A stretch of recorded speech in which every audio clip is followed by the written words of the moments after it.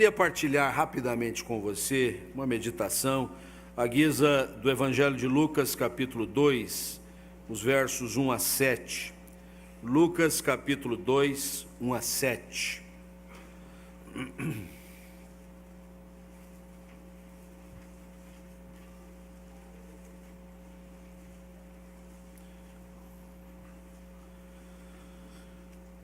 Naqueles dias foi publicado um decreto de César Augusto, convocando toda a população do império para recensear-se.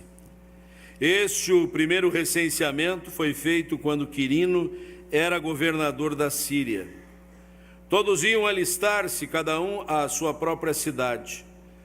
José também subiu da Galiléia, da cidade de Nazaré para a Judéia, a cidade de Davi, chamada Belém, por ser ele da casa e família de Davi, a fim de alistar-se com Maria, sua esposa, que estava grávida.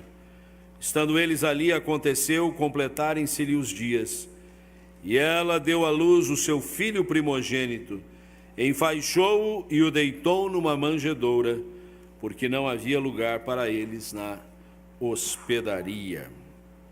Senhor, nós bendizemos, exaltamos e louvamos o teu nome. Nesta noite, estamos na tua casa relembrando esta história memorável da vinda de Deus ao mundo na pessoa do seu Filho.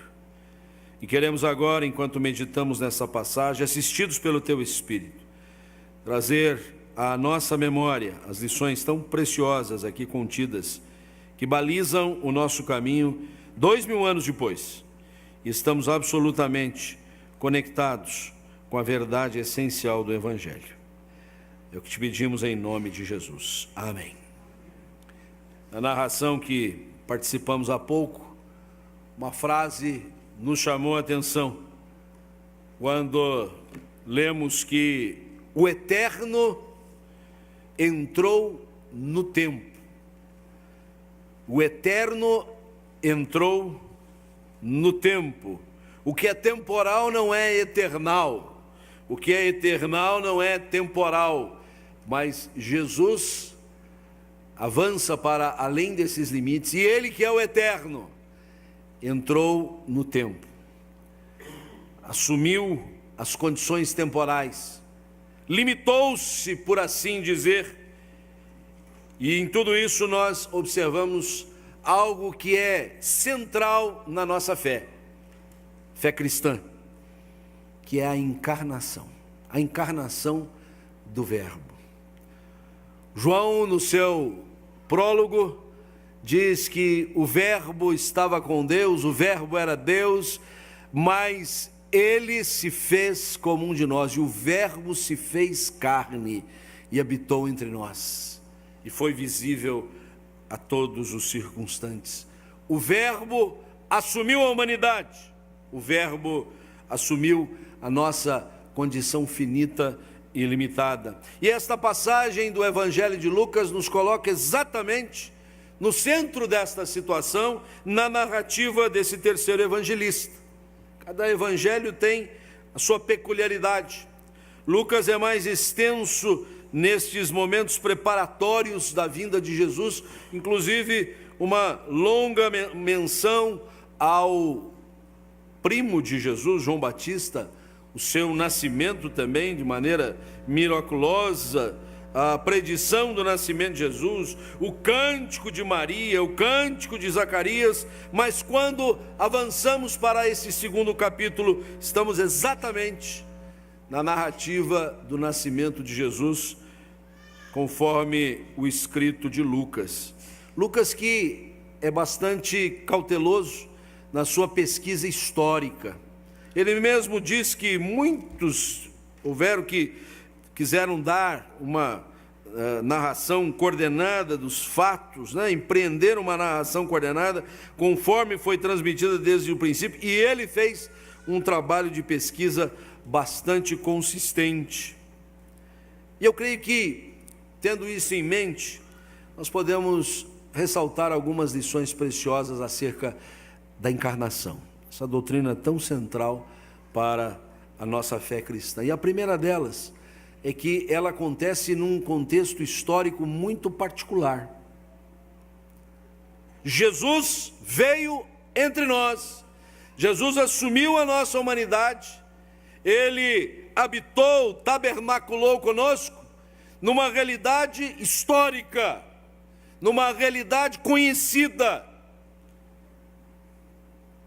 Muitos questionam se existiu mesmo um tal Jesus de Nazaré, se ele saiu por aí fazendo curas, milagres, sinais, prodígios, se ele agregou multidões e deixou alguns discípulos para perpetuar a sua missão, ou se tudo isso não foi uma invencionice exatamente desses discípulos que quiseram manter acesa a chama da mensagem do Mestre e então criaram uma ideia ilusória acerca de um tal Jesus de Nazaré.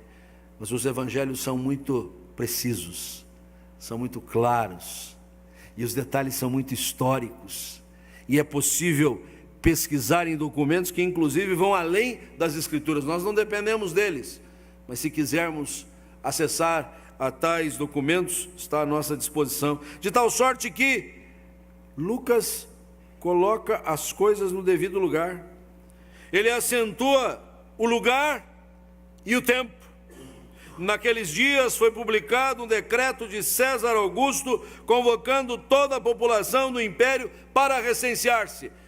É só ir pesquisar na história e saber que este imperador fez essa determinação, queria saber qual era o contingente militar que ele possuía em todas as suas muitas províncias e determinou que se levantasse este recenseamento.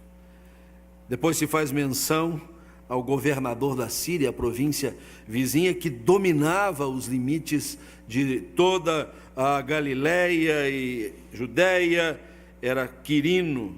Menção de fatos e nomes absolutamente históricos.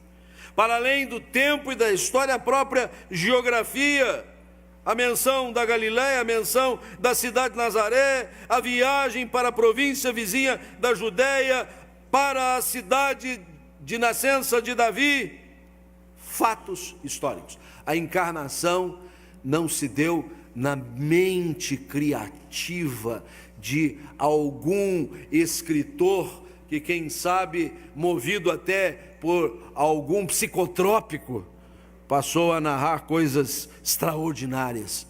Aconteceu na nossa terra. É uma realidade encarnada. Esta lição é preciosa para nós, que mesmo depositando a nossa máxima e absoluta confiança no Senhor, se a palavra de Deus o disse, para nós basta. Mas se quisermos avançar, temos suporte histórico, temos realidades consistentes que nos dão mais embasamento ainda.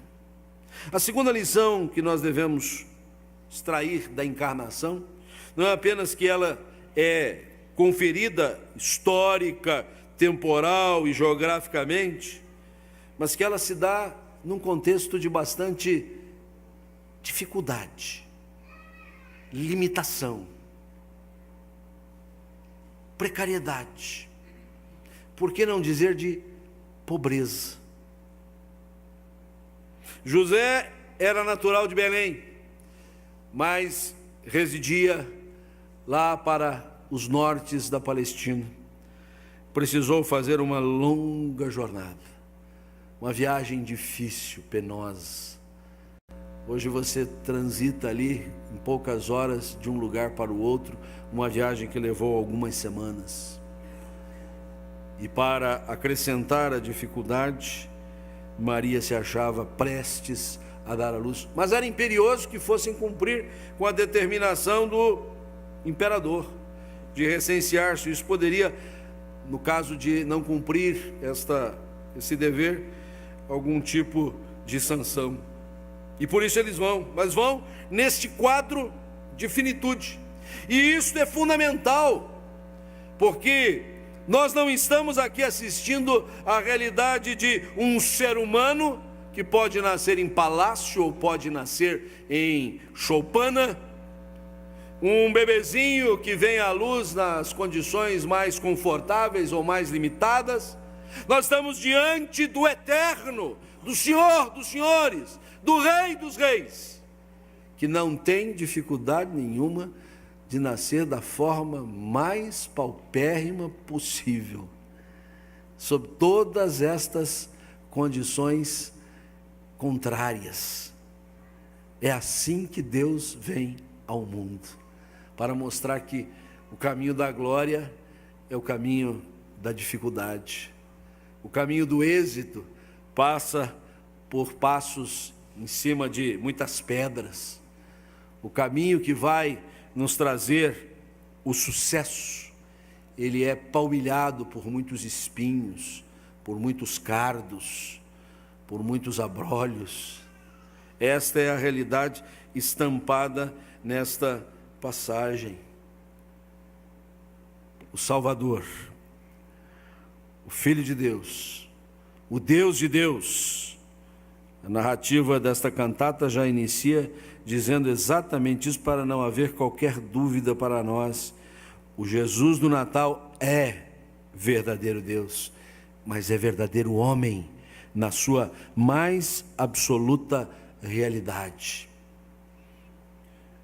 Jesus provou todas as limitações humanas desde o seu nascimento.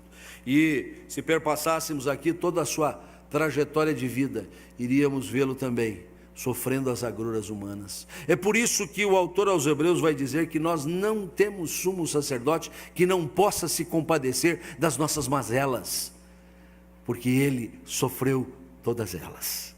Ele sabe o que é padecer, ele sabe o que é sofrer, e por isso ele é solidário, e por isso ele é companheiro da caminhada, e por isso ele chora com os que choram, ele se debulha em lágrimas com aqueles que estão tristes, ele acode ao necessitado, ele soergue o abatido, porque ele passou por todas estas agruras. Então a encarnação nos dá essa segurança de estar arraigada numa condição absolutamente histórica, mas também com limitadores próprios da humanidade. Não somos super-homens, não somos semideuses, somos seres humanos, e Deus veio até nós nesta limitada condição. É o que a palavra de Deus nos ensina a respeito do movimento kenótico de Cristo. A palavra kenosis quer dizer esvaziamento. Jesus se esvaziou, não teve como usurpação o ser igual a Deus, antes a si mesmo se esvaziou, assumindo a forma humana, e reconhecido em figura humana, a si mesmo se humilhou, sendo servo e indo até a morte, morte de cruz. A encarnação que se dá no tempo, na história, na nossa geografia, no nosso vai e vem, ela acontece na nossa realidade limitada, mas ela traz um paradoxo tremendo.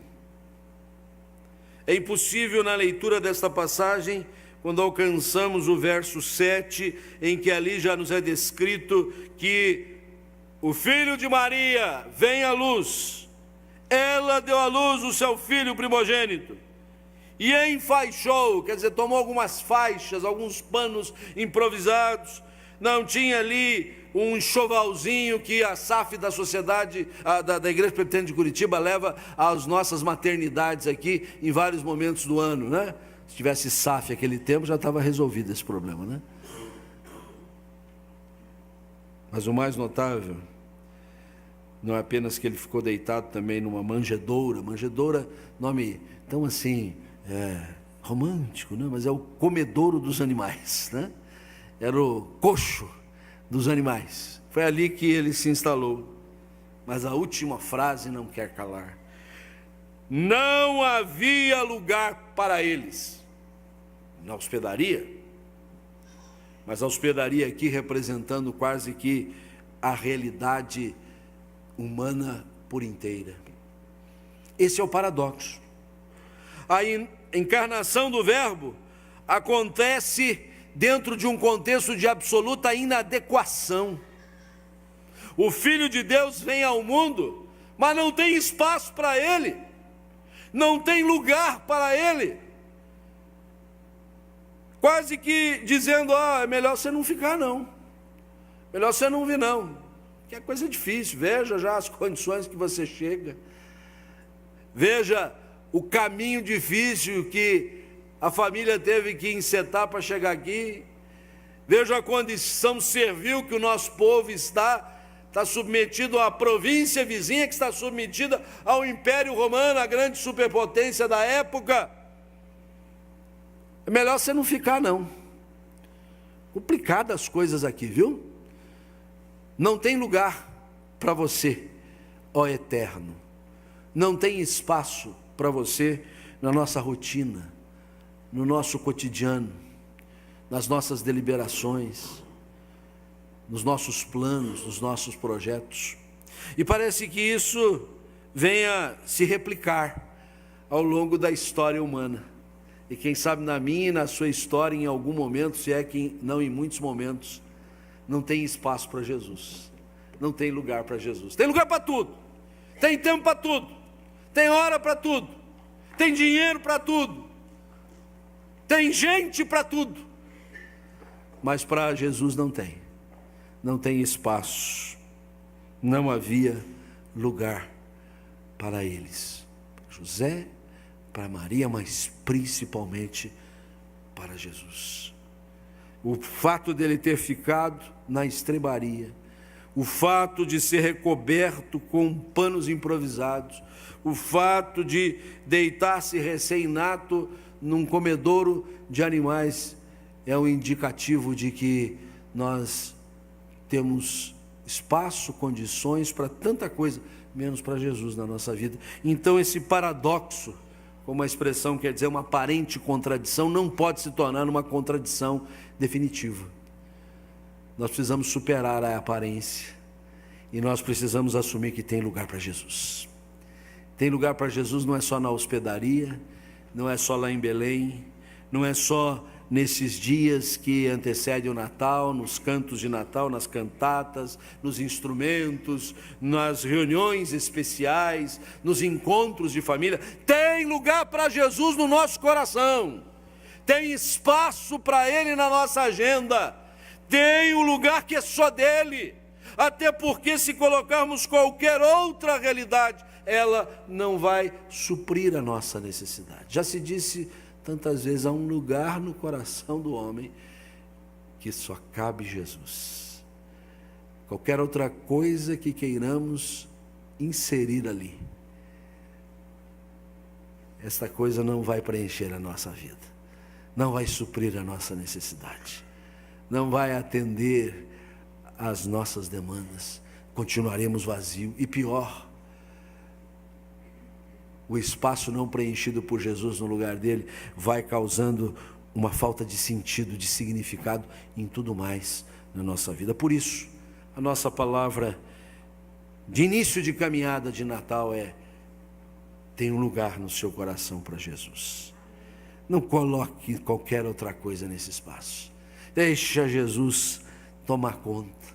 Deixa Jesus trabalhar a realidade da sua vida de tal maneira que você vai ter não apenas um período de Natal mais gostoso, mais tranquilo, fim de ano, mas a sua vida vai refletir esta realidade de Jesus com você em todo o tempo da sua jornada. Que Deus assim nos abençoe e nos guarde. Amém.